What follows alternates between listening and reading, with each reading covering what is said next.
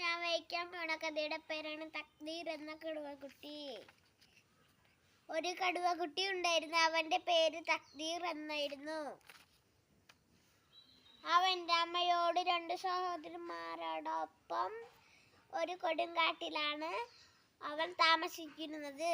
ഒരു വലിയ ഗുഹയിലാണ് അവർ താമസിച്ചിരുന്നത്. ഗുഹയ്ക്ക് ചുറ്റുമുളകൾ ഉണ്ടായിരുന്നു. തക്ദീറിന്റെ സഹോദരിമാരുടെ പേര് മൂന്നുവും എന്നും ചിന്നുവും എന്നും ആയിരുന്നു.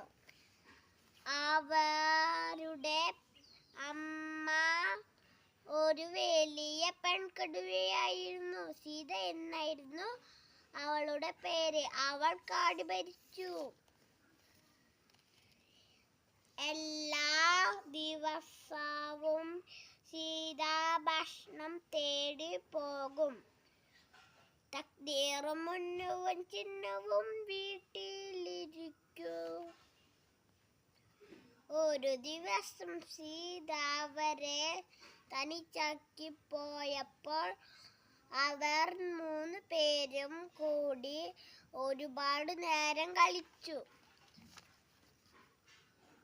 കുറച്ചു കഴിഞ്ഞപ്പോൾ മുന്നുവും ചിന്നുവും ക്ഷീണിച്ചു ഉറങ്ങാൻ പോയി. പക്ഷേ തക്ദീർ ക്ഷീണിച്ചില്ല.